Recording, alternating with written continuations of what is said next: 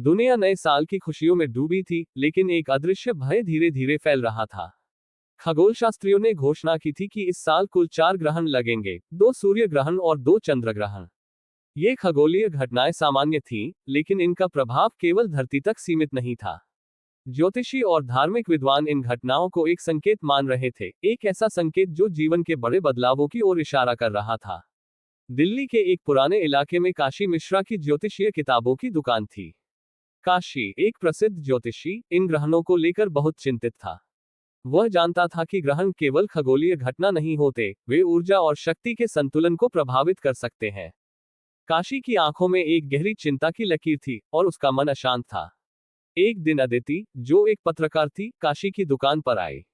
वह ग्रहणों पर एक विशेष रिपोर्ट तैयार कर रही थी, लेकिन विज्ञान में विश्वास रखने वाली अदिति ज्योतिष को एक मिथक मानती थी। उसने काशी से सवाल किया, क्या आपको सच में लगता है कि ग्रहण का हमारे जीवन पर कोई असर पड़ता है? काशी ने गहरी सांस ली और गंभीरता से कहा, ग्रहण का प्रभाव हमारे जीवन पर होता है, लेकिन उसे समझने के लिए सिर्फ विज्ञान नहीं, बल्कि चेतना की आवश्यकता होती है।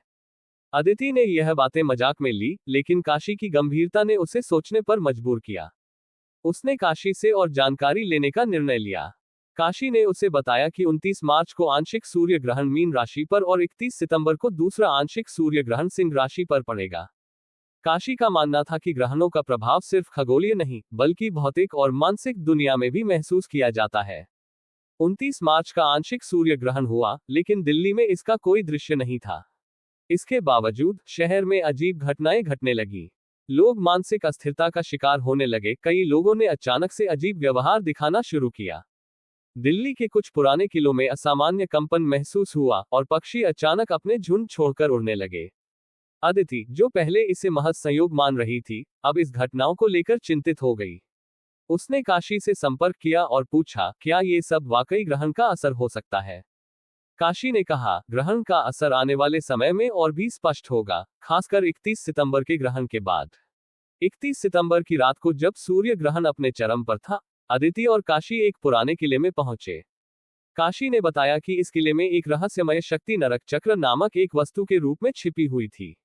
ये वस्तु ग्रहण के समय सक्रिय हो जाती थी, और अगर गलत हाथों में पड़ जाए तो यह विनाशकारी हो सकती थी। सिर्फ काशी और अदिति नहीं, राघव नामक एक व्यक्ति भी इस चक्र की तलाश में था।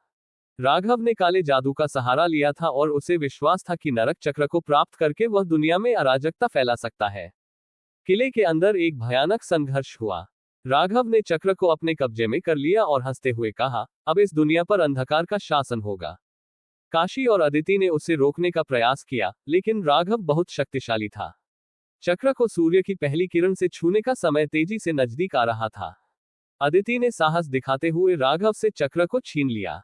संघर्ष के दौरान काशी ने अपनी पूरी शक्ति लगाई और उच्चारित मंत्रों से चक्र को शांत करने की कोशिश की। जैसे ही चक्र सूर्य की किरण से छुआ, उसकी सारी ऊर्जा शांत हो गई और राघव की शक्ति भी समाप्त हो गई।